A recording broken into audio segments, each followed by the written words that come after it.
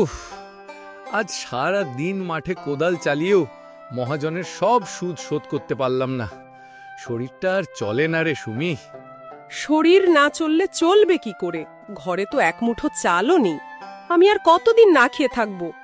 ওপাশের বাড়ির বল্টুর বউ আজ নতুন শাড়ি কিনেছে, আর আমার পরনে এই ছেঁড়া কাপড়। আল্লাহর ওপর ভরসা রাখো বউ, দিন নিশ্চয়ই বদলাবে। আজ কিছু জুটল না, দেখি কাল সকালে কিছু পাই কিনা।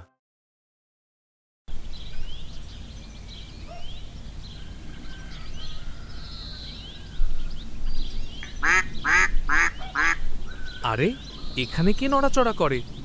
ও মা, এ তো একটা সুন্দর হাঁস, কিন্তু মনে হচ্ছে পায়ে খুব ব্যথা পেয়েছে। আহারে, বনের শিয়াল কুকুরে তো তোকে খেয়ে ফেলবে। আয় মা, তোকে আমার বাড়ি নিয়ে যাই।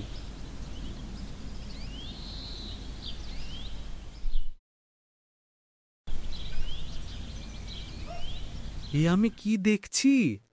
হাঁসের খাঁচায় হলুদ রঙের ওটা কি? এত ভারী কেন? এটা কি পাথর? না না, এই যে চকচক করছে। সুমি, ও সুমি, শিগগির এসো, সর্বনাশ হয়ে গেছে। না না, ভালোই হয়েছে, জলদি এসো। কি হলো? সকালবেলায় মরা কান্না না কেঁদে চুপ করো তো।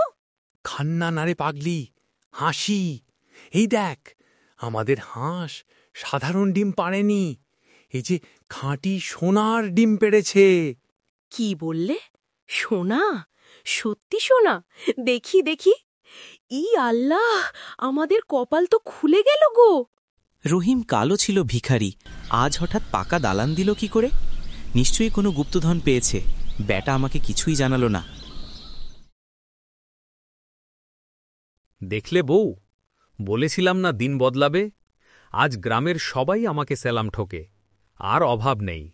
অভাব নেই ঠিকই, কিন্তু এভাবে প্রতিদিন একটা করে ডিম আর কতদিন জমাবো? আমার আরও চাই। আমি শহরের রানীদের মতো বাঁচতে চাই। শোনো, একটা কথা বলি। এই হাঁসটা তো জাদুর হাঁস, তাই না? তার মানে এর পেটের ভেতরটা সাধারণ হাঁসের মতো নয়। নিশ্চয়ই এর পেটে সোনার খনি আছে, বা একসাথে শখানেক ডিম আছে।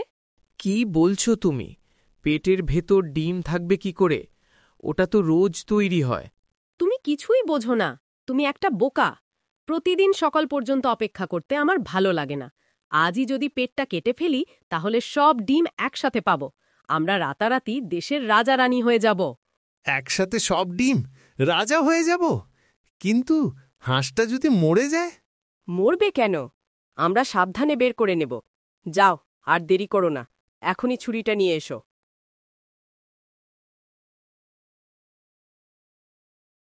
মাফ করে দিস মা, আমার অনেক টাকার দরকার।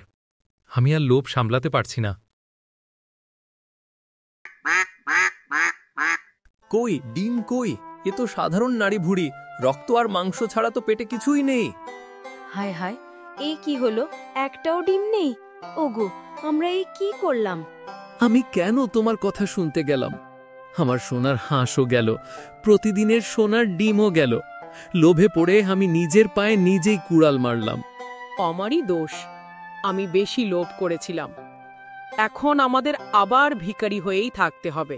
বন্ধুরা, রহিম আর তার বউয়ের মতো আমাদের সমাজে অনেকেই আছে যারা অল্পতে তুষ্ট হয় না। মনে রাখবে, ধৈর্য ধরলে ফল পাওয়া যায়, কিন্তু অতিরিক্ত লোভ সব ধ্বংস করে দেয়।